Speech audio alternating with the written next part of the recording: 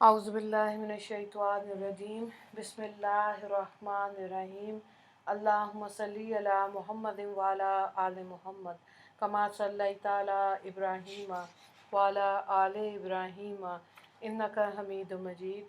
अल्लाहुम्मा बारिक अला मुहम्मदिन व अला आलि मुहम्मद कमा बारकता अला इब्राहीम व अला आलि इब्राहीम इन्नका हमीदुम मजीद। रब्बि इश्रह ली सदरी व यस्सिर ली अमरी वाहलुल उक़दतम मिन लिसानी यफ़क़हू क़ौली रब्बना ज़िदना इल्मा या मुक़ल्लिबुल क़ुलूब सब्बित क़ल्बी अला दीनिक आमीन।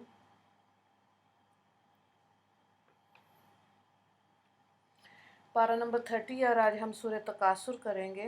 बिस्मिल्लाहिर्रहमानिर्रहीम अल्हाकुमुत तकासुर हत्ता ज़ुरतुमुल मक़ाबिर कल्ला सौफ़ तअलमून सुम्मा कल्ला सौफ़ तअलमून कल्ला लौ तअलमून इल्मल यकीन लतरवुन्नल जहीम सुम्मा लतरवुन्नहा ऐनल यकीन सुम्मा लतुस्अलुन्न यौमइज़िन अनिन नईम।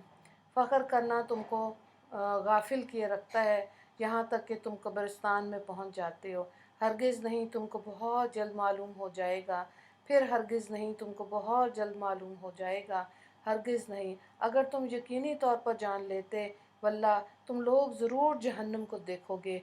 फिर वल्लाह तुम लोग ज़रूर उसको ऐसा देखना देखोगे जो कि ख़ुद यकीन है। फिर इस रोज़ तुम सबसे नेमतों के बारे में पूछोगी।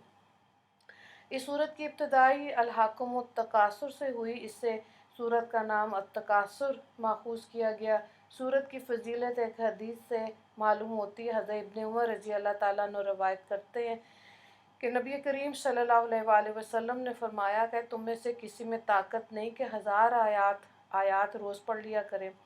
सहाबा रज़ी अल्लाह ताला अन्हम ने अर्ज़ किया, क्या 1000 आयात रोज़ कोई पढ़ सकता है? फरमाया, क्या तुम में से कोई रोज़ अल्हाकुमुत तकासुर भी नहीं पढ़ सकता?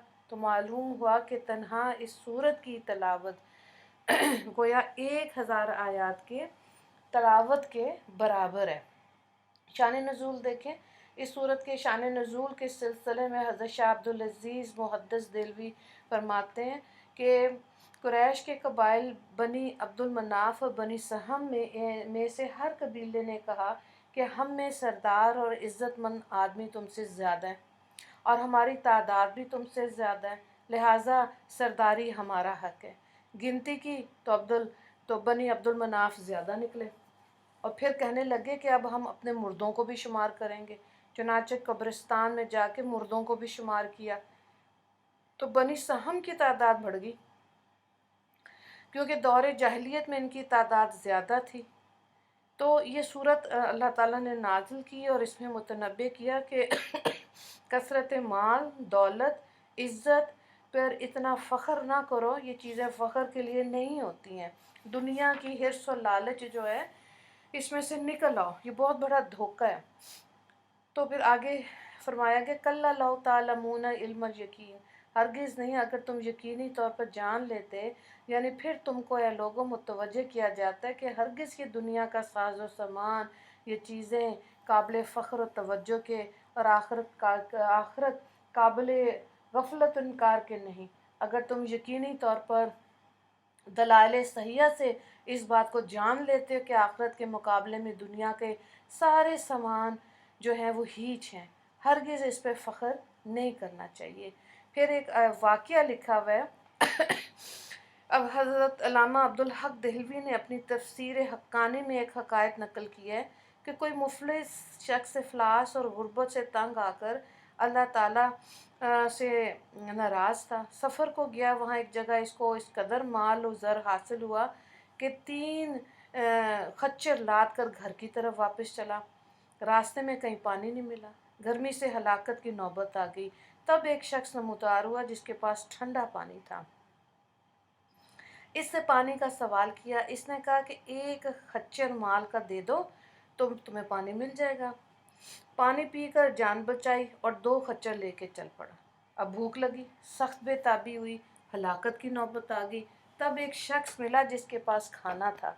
اس سے سوال کیا، اس نے کہا کہ اگر ان 2 خچروں میں سے ایک دے دو تو میں تمہیں یہ کھانا دے دوں گا، ورنہ تو تم بھوک سے مر جاؤ گے۔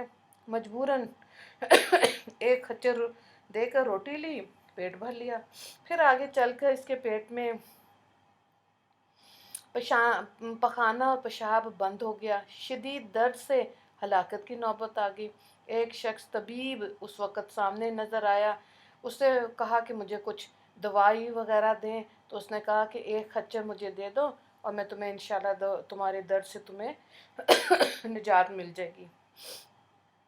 تب غیب سے آواز آئی کہ روٹی اور ٹھنڈا پانی اور درد سے سلامتی اس قدر مال دے کر لی، اس سے پہلے تجھے خدا ہمیشہ مفت دیتا رہا تو تو نے کبھی شکر نہیں کیا۔ وہ شخص بہت رویا، اللہ سے معافی مانگی۔ بات صحیح ہے کہ ہم لوگ اپنی نعمتوں کی قدر ہی نہیں کرتے۔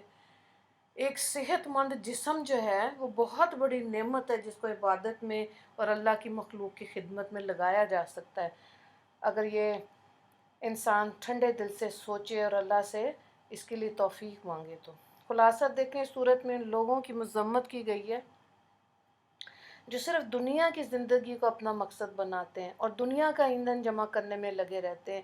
ان کے انہماک کو دیکھ کر یوں لگتا ہے کہ انہیں دنیا میں ہمیشہ رہنا ہے، لیکن پھر اچانک موت آ جائے گی، جس کی وجہ سے ان کے منصوبے دھرے کے دھرے رہ جاتے ہیں اور انہیں کثر سے قبر کی طرف منتقل ہونا پڑتا ہے۔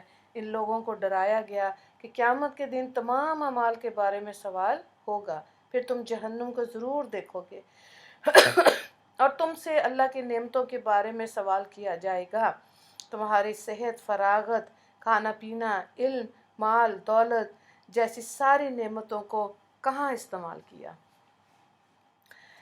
اس صورت کے 2 رکوع ہیں، 2 سوال ہیں، شان نزول تحریر کریں، اور دوسرا کویسچن ہے سورۃ تکاثر کا خلاصہ تحریر کریں۔ دعا کر لیتے ہیں۔ اللہم آنس وحشتی فی قبری، اللہم ارحمنی بالقرآن العظیم واجعلہ لی اماما ونورا وہدی ورحمہ، اللہم ذکرنی منہ ما نسیت وعلمنی منہ ما جہلت وارزقنی تلاوتہ آناء اللیل وآناء النہار واجعلہ لی حجۃ یا رب العالمین، آمین یا رب العالمین۔